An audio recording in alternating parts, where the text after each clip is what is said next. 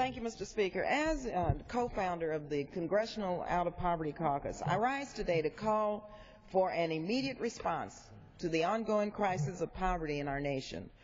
The census numbers released yesterday underscored the urgent need to act boldly and to create jobs in this country, to protect our safety net, and to target resources where they're needed. Basically to communities of color, low-income communities, those communities, rural areas who were hit hardest by the economic downturn. It's really beyond shameful that over 45 million Americans, including over 16 million children, are living in poverty in the wealthiest nation in the world. The data also shows a wide racial disparity, with the poverty rates for whites standing at 9.8%, while the rates for African Americans and Hispanics remain unacceptably high at 27.6% and 25.3% respectively. Now, in 2005, I founded the Congressional Out of Poverty Caucus because of the rising tide of poverty. Some of us saw this unfortunate day coming. That was beginning under the failed policies of the previous administration. Of course, we all also know the terrible economic impact of the massive financial crisis that they left us on their way out of office. With the swift efforts of President Obama and congressional Democrats, we are finally beginning to dig ourselves out of the hole that was left by the Bush administration and slowly moving the poverty rate in the right direction. But, Mr. Speaker, we must do more and we can do more. One of the most critical responsibilities we have as a government is to promote and enact policies that keep our middle class strong and provide opportunities and a safety net for those striving and fighting to become middle class and to get into the ranks of the middle class, to enhance their quality of life. But far too many Americans are continuing to suffer joblessness and have dropped out of the middle class and into poverty because of this Republican do-nothing Congress. Republicans in Congress have continually blocked efforts to extend and expand vital safety net programs which safeguard millions of American families and children who face stark realities of unemployment, hunger, and homelessness.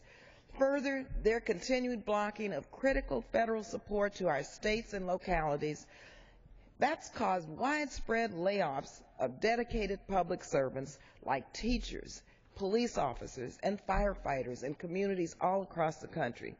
This attack on our country's public servants has had a particularly hard impact on communities of color and on women across the country. Now, I just have to tell you, African Americans and women have long found job opportunities in the public sector, in public employment.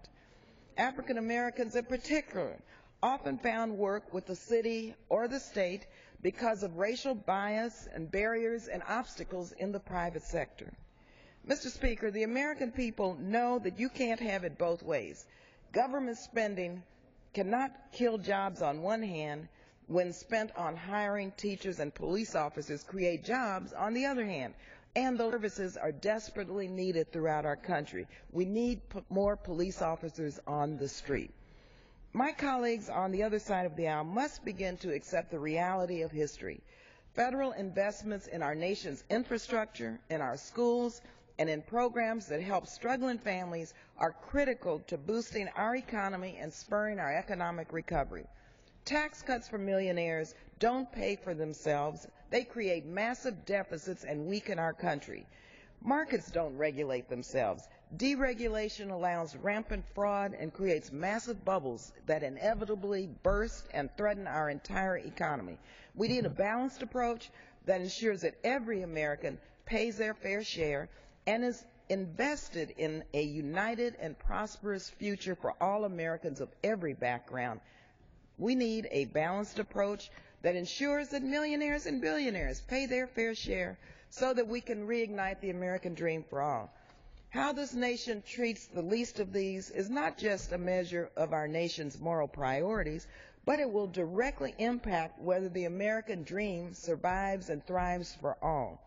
Let us not forget that our greatest strength is the freedom and opportunity that our democracy created to allow us to work together to build the largest and most prosperous middle class the world has ever known.